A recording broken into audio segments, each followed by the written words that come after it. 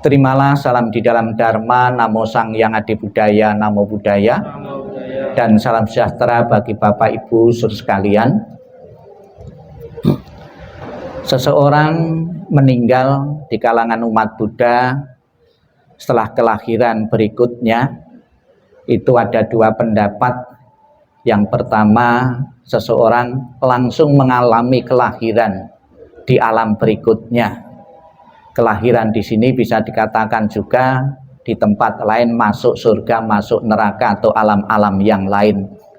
Ada yang seketika itu otomatis, ya, begitu meninggalnya seseorang langsung diikuti kelahiran atau menempati salah satu alam kehidupan langsung.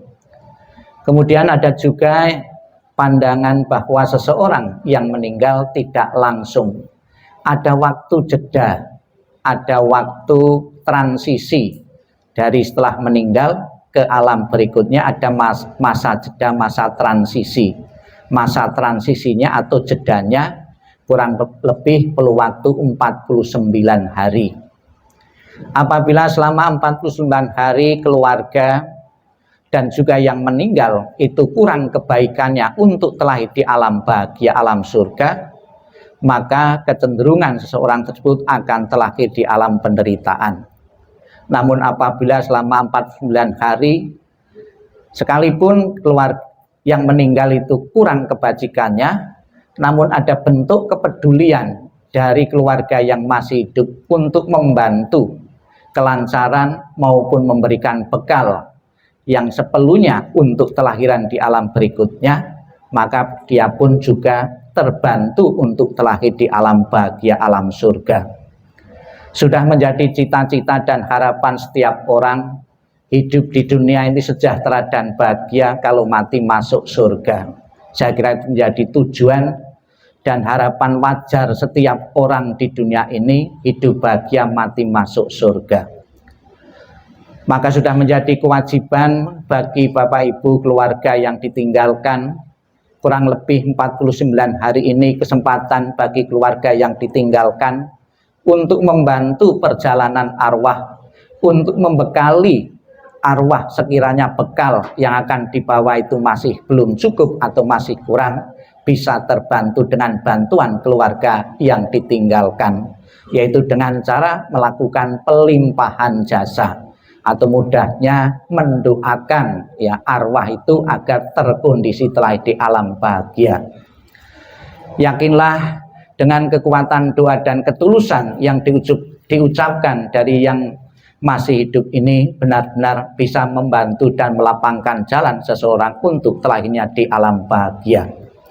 Ada seseorang dalam tradisi Mahayana selama 49 hari mengirim doa-doa atau pelimpahan jasa. Ada yang setiap hari, ada yang 7 kali 7, setiap kelipatan 7 selama 7 kali mengirim doa.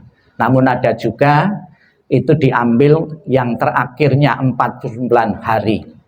Kesempatan bagi keluarga sebagai bakti dan hormat kepada orang tua. Tadi kita telah bersama-sama mendengarkan, diingatkan oleh ajaran Sang Buddha.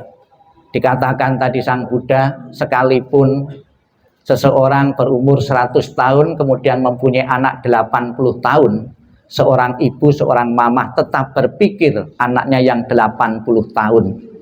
Ini yang 80 tahun secara ekonomi pun sebetulnya tidak tergantung lagi kepada orang tua. Lebih-lebih yang di bawah 80 tahun, masih anak-anak, masih remaja. Tentunya lebih besar perhatian seorang tua, seorang mamah untuk anak-anaknya. Sebagai tanda bakti dan hormat dari keluarga, dari kemarin, ya mungkin dari Singapura, ya dari luar negeri juga telah dibawakan doa-doa suci.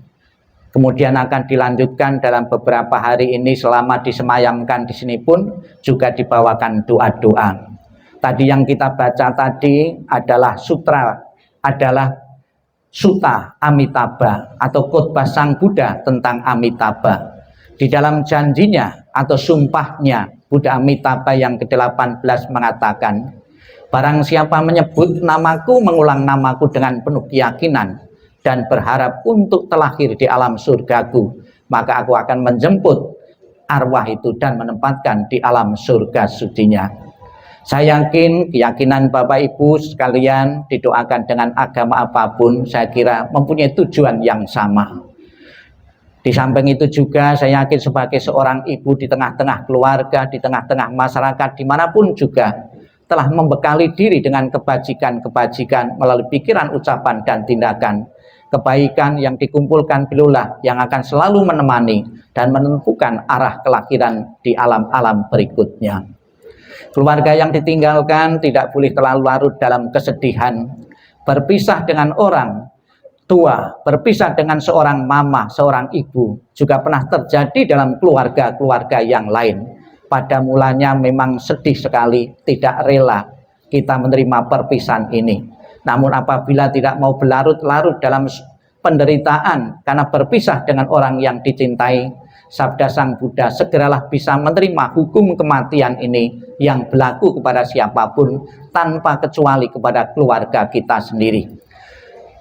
Marilah Bapak Ibu kita bersama-sama selalu mendoakan semoga arwah beliau segera mengalami ketenangan, kedamaian, dan kebahagiaan, dan lebih-lebih berbahagia di alam surga, bahagia surga Sukawati, dan keluarga yang ditinggalkan segera merelakan, mengikhlaskan kepergian almarhumah menuju alam yang lain. Selamat jalan almarhumah, semoga jalan yang kau lalui terang dan lapang, dan keluarga besar segera mengikhlaskan kepergianmu. Sadu, sadu, sadu.